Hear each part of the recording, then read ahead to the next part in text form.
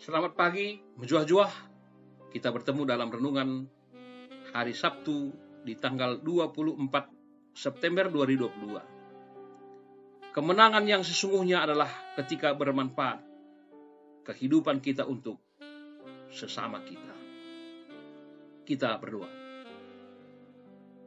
Terima kasih Bapa atas berkat anugerah yang begitu luar biasa Tuhan nyatakan bagi perjalanan hidup kami bersama-sama dengan keluarga kami.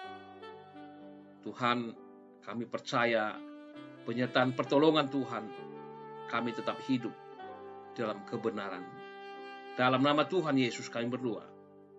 Amin.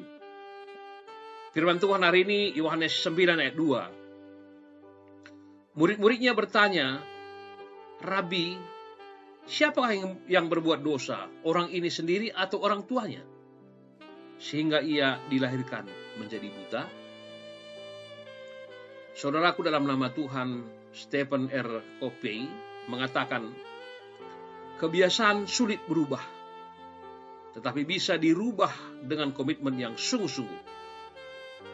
Kebiasaan adalah aktivitas yang dikerjakan tanpa berpikir dahulu. Kuatkan komitmen, karena nama baik lebih berharga daripada emas maupun kekayaan besar. Jangan memberi kesempatan kepada pikiran yang negatif melintas dan berhenti pada pikiran. Tetapi berpikirlah dengan positif. Dan ingatlah, pergaulan yang buruk akan merusak kebiasaan yang baik. Jadi tanamkanlah itu dalam pikiran dan jangan pernah melepaskannya.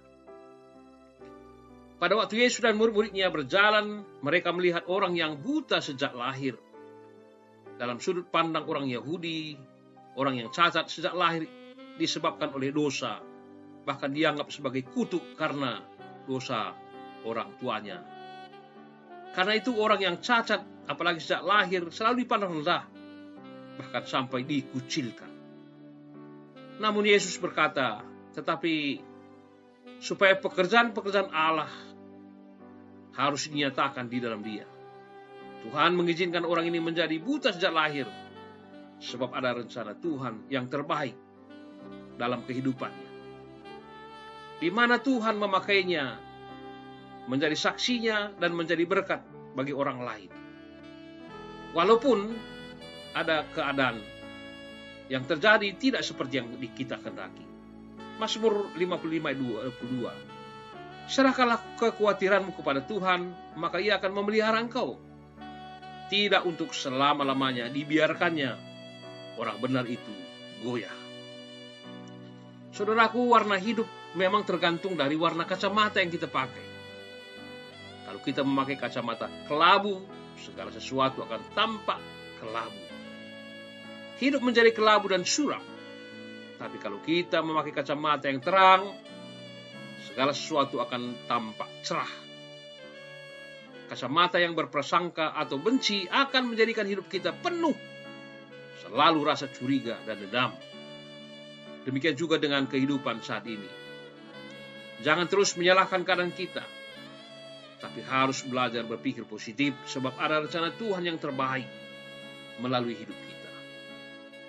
Walaupun mungkin keadaan, kondisi saat ini tidak sesuai dengan apa yang kita harapkan, mintalah kekuatan kepada Tuhan, supaya kita bisa mengikuti prosesnya, rancangan, dan jalan-jalan Tuhan melalui hidup kita.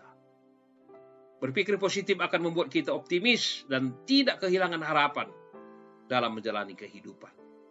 Oleh sebab itu, marilah kita pandang segala sesuatu yang kita alami dari sisi positif. Jadi tetaplah berpikir positif, karena kita tahu sekarang bahwa Allah selalu turut bekerja dalam segala sesuatu untuk mendatangkan kebaikan bagi mereka yang mengasihi Dia, yaitu mereka yang terpanggil sesuai dengan rencana Allah. Pengenalan akan Allah membawa kita pada rasa percaya dan membuat kita menjadi kuat dan percaya diri sampai rencana Allah menjadi nyata dalam hidup kita. Bersabar, bertekun, dan selalu mempercayakan hidup kepada rancangan Allah. Amin. Nyanyian rohani kita, Tuhan Kaulah Gembala Kami. Menjuah-juah, salam sehat, Tuhan Yesus memberkati.